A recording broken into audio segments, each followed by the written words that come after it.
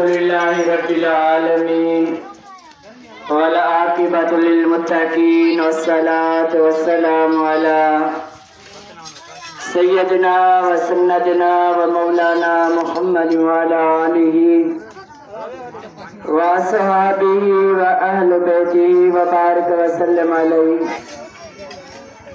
अम्मा बाद फ़अऊज़ु बिल्लाहि मिनश शैतानिर लईनिर रजीम। बिस्मिल्लाहिर रहमानिर रहीम। वमा अरसलनाका इल्ला रहमतल लिल आलमीन। आमन्तु बिल्लाहि सदक़ल्लाहु मौलानल अज़ीम। क़ाल अल्लाहु तबारक व तआला फ़ी शान हबीबिल करीम। इन्नल्लाह व मलाइकतहु युसल्लूना अलन नबी या अय्युहल्लज़ीना आमनू सल्लु अलैहि व सल्लिमू तस्लीमा।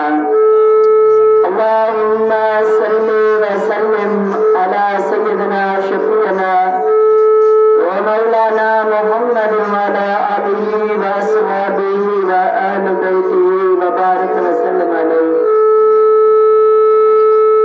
कोई पैदा न हुआ तुझसा न होवेगा कभी, जो नबी पैदा हुए खातिम तेरे सभी। मुअज़्ज़िज़ व मोहतरम प्यारी जमात, मुझे करीम आका सल्लल्लाहु अलैहि वसल्लम के बिना आमद वारी महफिल में शरीक थियण वारो खुश नसीब आयो जो अल्लाह असां के तव्हां के इन बाबरकत महफिल में शिरकत की तौफीक अता फरमाई आहे। मुंहिंजा दोस्त अज़ीज़, अल्लाह जी ज़ात बाबरकत पंहिंजे प्यारे महबूब नबी मुकर्रम नूर मुजस्सम सल्लल्लाहु अलैहि वसल्लम जी ज़ात बाबरकत के 12 रबीउल अव्वल सूमर जी रात मक्के जी सरजमीन ते अमा आमिना रज़ी अल्लाह ताला अन्हा घर में फ़ज़ाइल तशरीफ फरमा थिया। मुंहिंजा दोस्त अज़ीज़ो, अल्लाह जी ज़ात व बरकत जा जेके भी नबी सगोरा मुझे महबूब करीम सल्लल्लाहु अलैहि वसल्लम जी ज़ात व बरकत का प्यारिया दुनिया के तख्ते ते तशरीफ फरमा थिया, उहे सब अल्लाह जे महबूब नबी सल्लल्लाहु अलैहि वसल्लम जे आमद जो ख़बरूं ॿुधाईंदा विया। एक रवायत में अचे तो हजरत सैयदना सुलेमान अलैहिस्सलाम अल्लाह जो नबी हजरत सैयदना सुलेमान अलैहिस्सलाम पाण हिक भेरे अल्लाह जो नबी आहे। अल्लाह उनके वो मकाम अता फरमायो है हजरत सैयदना सुलेमान अलैहिस्सलाम जी ज़ात व बरकत के जो हवा में तख्त में जो डामद हुयो पाण पंहिंजी जमायत सां पंहिंजनि वज़ीरनि मुशीरनि सां ख़लीफ़नि सां गॾिया वञनि पिया, तख्त ते वञनि पिया, तख्त हवा में उड़ी रहियो आहे।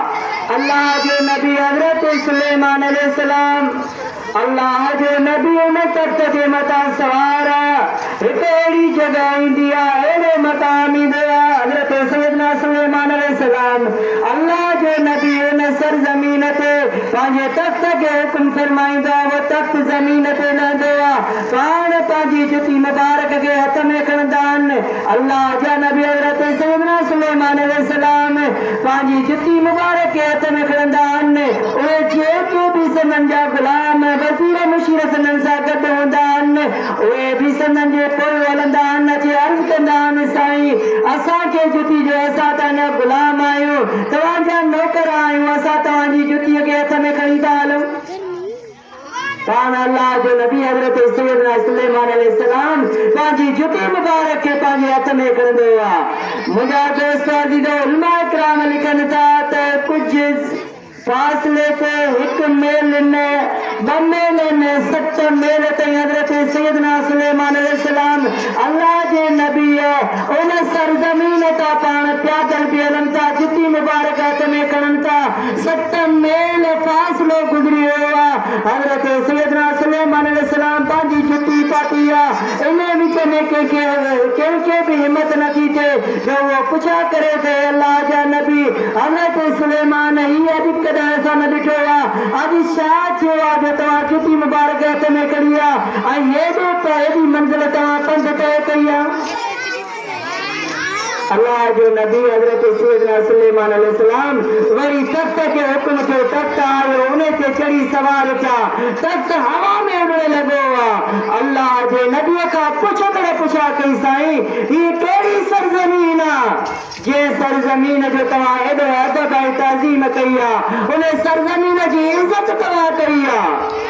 अल्लाह जे नबी हजरत सैयदना सुलेमान अलैहिस्सलाम पाण फरमाइनि था त इहा उहा सरज़मीन आहे इन ज़मीन जो मदीनतुल मुनव्वरा नालो पवंदो ऐं हीअ उहा सरज़मीन आहे जंहिं ज़मीन जे मथां आख़िरी ज़मान नबी अल्लाह जो महबूब हज़रत बीबी आमना जे घर में पैदा थींदो उहो आख़िरी नबी थींदो उन खां बाद में को बि नबी न ईंदो उहो नबी हिन सरज़मीन ते रहंदो ऐं आख़िरी आराम गाह उन नबीअ जो हिन सरज़मीन ते थींदो। मां उन जे करे हिन सरज़मीन जो अदब पियो कयां।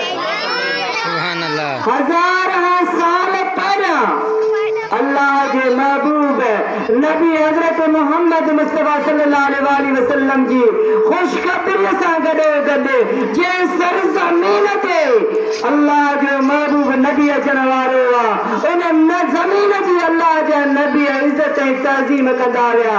पोइ मुंहिंजा दोस्त अज़ीज़ तूं असांजी ख़ुशि नसीब आहियूं जो अल्लाह तव्हांखे असांखे उन नबीअ जो उम्मती बनायो आहे। अल्लाह असांखे उन नबी करीम सल्लल्लाहु अलैहि वसल्लम जे उन आमद वारी ख़ुशी मल्हाइण जो अल्लाह असांखे मौक़ो अता फरमायो। असां उन में रैली में शरीक थियासीं अल्लाह जी बारगाह में दुआ कंदासीं त अल्लाह जी ज़ात बरकात असांजो निकिरण असांजो हलण अल्लाह जी बारगाह में क़बूल पवे ऐं अल्लाह जी ज़ात बरकात उन महबूब करीम सल्लल्लाहु अलैहि वसल्लम जी सच्ची ऐं पक्की मोहब्बत असांजे दिलनि में अता फरमाए। वमा तौफीक़ी इल्ला बिल्लाह व आखिर दअवाना अल्हम्दुलिल्लाहि रब्बिल आलमीन।